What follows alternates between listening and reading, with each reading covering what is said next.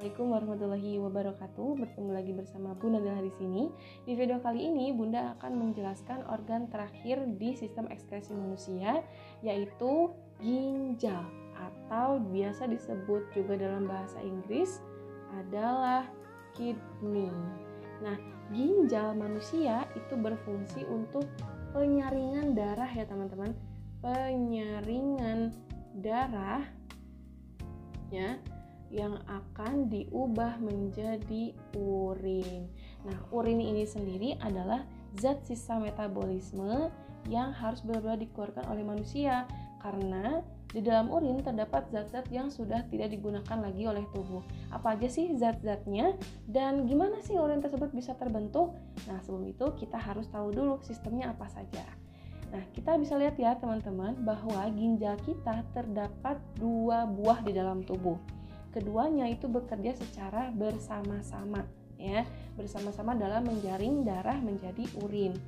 Nah, ginjal tersebut juga dia memiliki ukuran yang berbeda satu sama lain ya, ada yang lebih besar, ada yang lebih kecil. Nah, sekarang kita lihat. Jadi, pertama itu pasti ginjal. Ginjal tersebut tadi fungsinya adalah untuk penyaringan darah ya, penyaringan darah yang akan diubah menjadi urin. Oke. Setelah itu yang kedua, setelah urin tersebut terbentuk, urin tersebut akan disalurkan ke kantong kemih melalui sebuah saluran yang disebut dengan ureter. Jadi ureter ini fungsinya adalah untuk menyalurkan urin ke kantong kemih. Gitu ya. Nah, setelah urin terdapat, maksudnya urin masuk ke kantong kemih, nah fungsi dari kantong kemih adalah untuk penyimpanan sementara ya, penyimpanan sementara urin sebelum dibuang keluar melalui saluran yang disebut dengan uretra ya. Ini adalah saluran pengeluaran urin akhir seperti itu. Jadi teman-teman harus ingat ya bahwa salurannya itu pertama dari ginjal dulu, kedua ke ureter, ketiga ke kantong kemih, dan terakhir ke uretra. Tapi sebenarnya ada banyak proses lagi sebelum dari ginjal ke ureter tuh ada banyak proses lagi. Nah, proses-prosesnya itu meliputi dari berbagai macam bagian-bagian di ginjal ini. Teman-teman bisa lihat ya di gambar yang diperbesar yang sebagian sini. Nah, Bunda akan coba perbesar ya. Oke. Nah, teman-teman lihat di sini ya. Jadi pertama ginjal manusia itu terdapat yang pertama yang B ini adalah lapisan korteks teman-teman, lapisan korteks ya.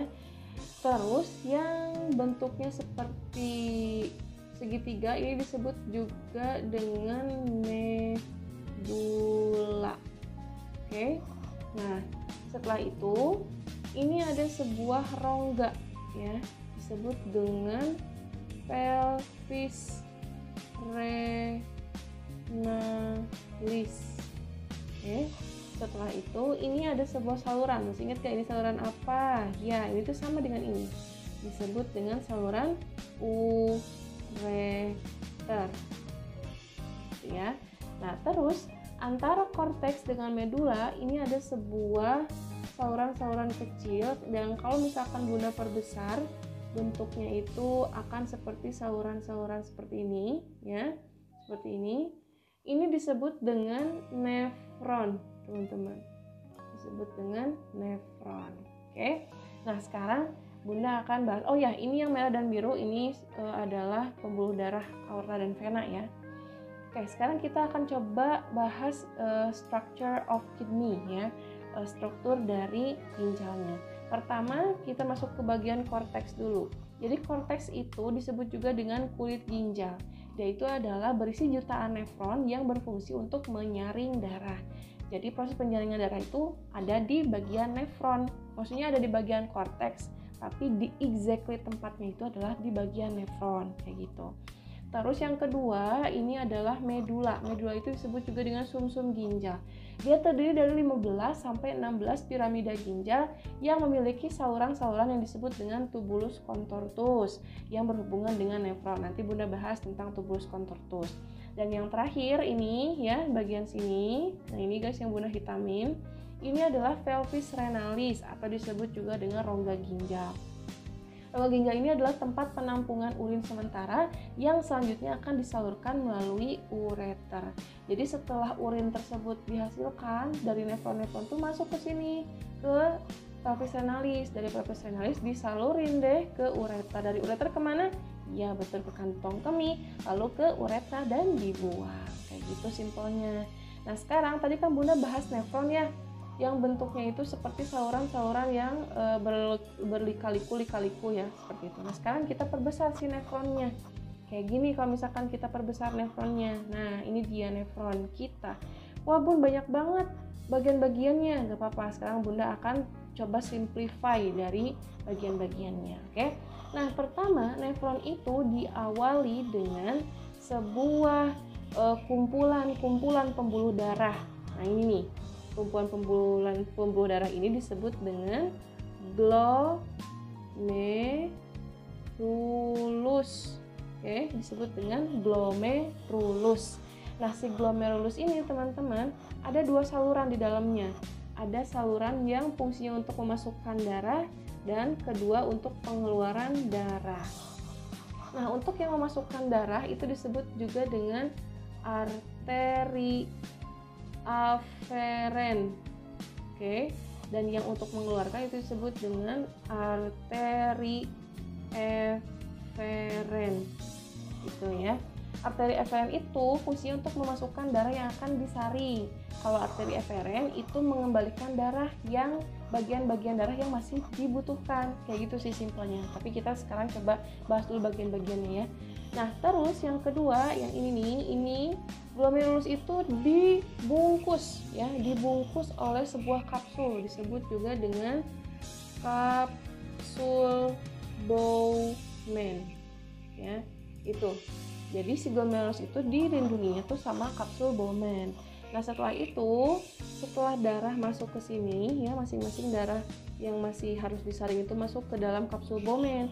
Nah, setelah itu bagian-bagian darah tadi masuk ke daerah sini teman-teman. Nah, daerah ini nih yang berliku-liku ini disebut dengan tubulus contortus distal. Cut.